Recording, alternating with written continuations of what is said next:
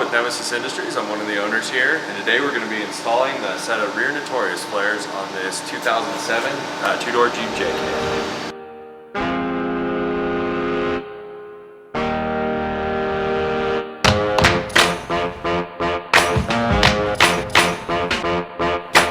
Alright, three other things that you're going to need throughout this install is some sort of good anti-seize, or we use a brake caliper grease. What we use this for is on any of the flatheads that go into nut inserts. It allows one to keep them from possibly cross-threading or gulling, and then also allows for easy removal of the flare down the road. We use red Loctite on all of the nut inserts as we install them. This is going to create a great bond between the nut insert and the body, once again allowing the nut insert, or keeping the nut insert from spinning if you do have to remove the flare. If you're working at home, you can use your garden hose and a rag. Since we're here in the shop, we use spray-on car wash. What we do there is once we actually remove the factory flares, we use a spray-on car wash to kind of clean up the under area, and then also we use it to clean up the flare when we're finished with the install.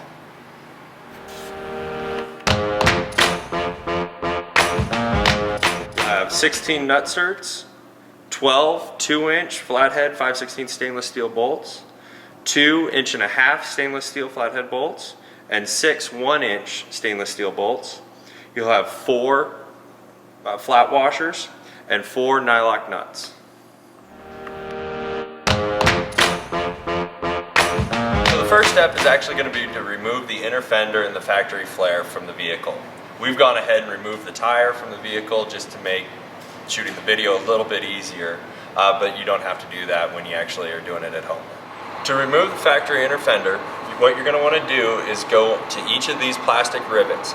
And if you use a nice punch, you stick it right in the middle, and then you just need to give it one good tap, and that'll knock it loose.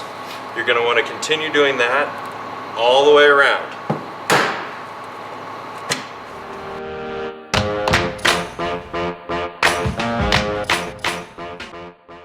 So the last part to removing the inner fenders is to actually pull these 2 Christmas trees. We use a little handheld panel popper. You can use a screwdriver with a flathead, something like that.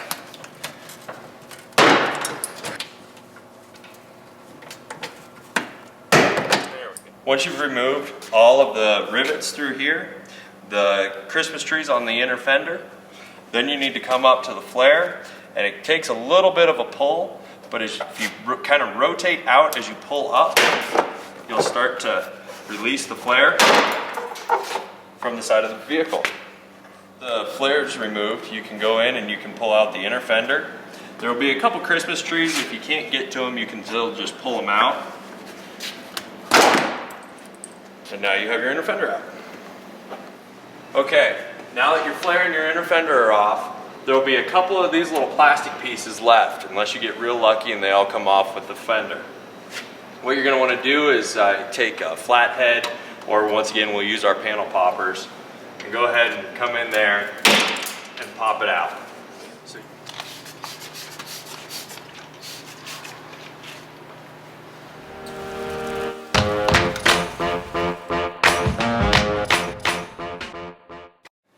Before you go and hold the flare to the vehicle, you're going to want to install the foam. That way it'll keep anything from getting scratched or marred. A good trick when you're installing the foam is to start at either side, it doesn't matter, on the flare. Peel back the cover to expose the adhesive, and we like to overlap it just a little bit so that you can trim it off. And then what we do is just line it out and grab the backing so that you can just start peeling it off and run your hand right down on top of the foam so that you create a nice clean edge all the way around.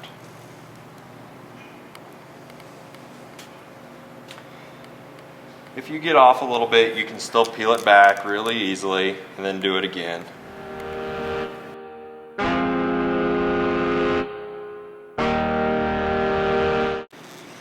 Then when you get to the end, just pull the rest of the backing off and lay it on there. Go back over and make sure everything looks good. It's on there, it's nice and stuck down. And then you can go ahead and trim off your ends.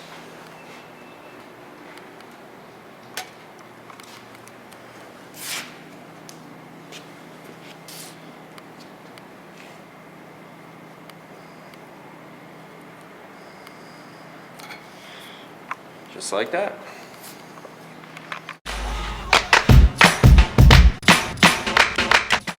Now that the foam's installed on the flare, you can use the flare, hold it up to the vehicle,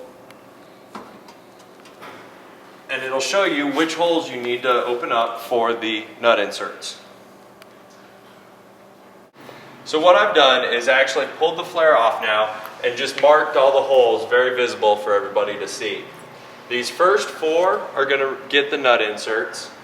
These top 2, as I've labeled, do not receive nut inserts. And then you'll have a hole here, and then these last 3 that get nut inserts.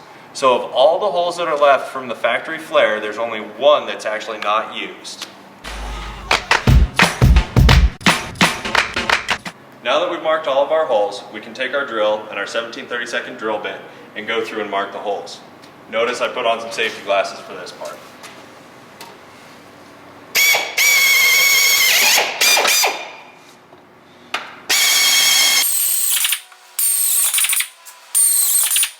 There's no need to mess with the 2 holes that don't receive the nut inserts. With all the holes drilled, you can go in with a countersink drill bit or a larger drill bit by hand and go and clean out any debris left over from the drilling.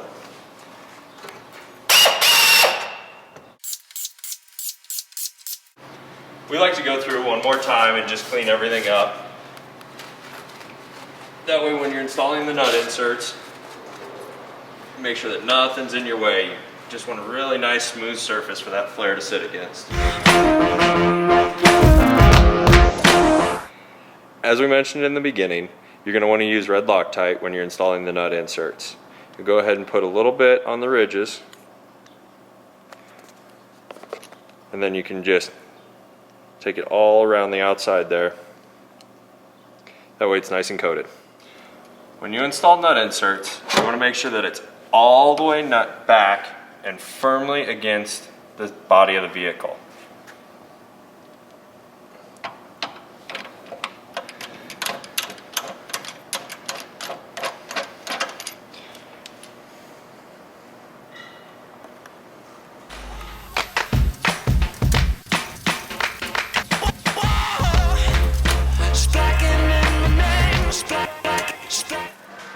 Now that all the nut inserts are installed, you want to go through and just make sure that you get all of the Loctite off the side of the vehicle.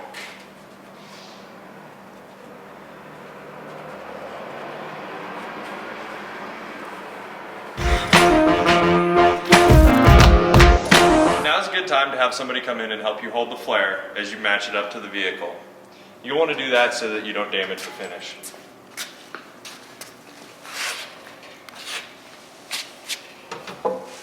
Got it? Yep. Alright, you'll use the 2-inch flathead, the flat washer, and the nylock nut at this point. If you use one of the top 2 holes that didn't get a nut insert, it'll make holding the flare in alignment for the rest of the bolts very easy. And at this point, the flare will actually hold itself onto the vehicle. Using another 2-inch flathead, go ahead and feed that through the other hole that did not receive a nut insert. So now we're going to use the 1-inch flatheads, coat the ends in anti-seize, and they'll go in these first 3 hole locations. Sometimes it's easier to start with one of the middle one just to help get you a little bit more alignment. And as you're installing these, you're only going to want to put them in until they're finger tight. That way the flare can still move a little bit throughout the rest of the bolt install process. Use another 2-inch flathead on the next hole up right here.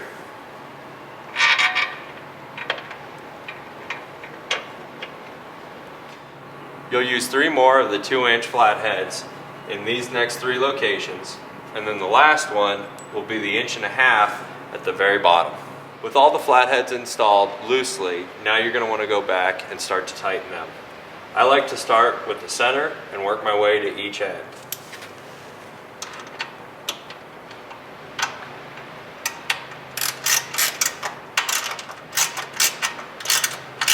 And as you're tightening, you don't have to go really super tight. It's just snug them up and work your way on down the flare.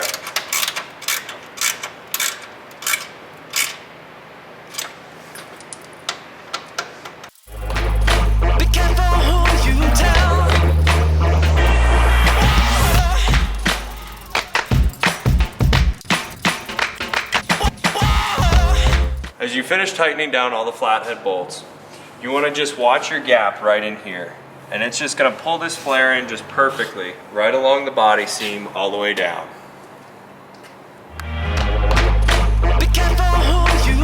So with one final spray and a wipe down, your flare will be finished installed. Striking in my name, striking in my name.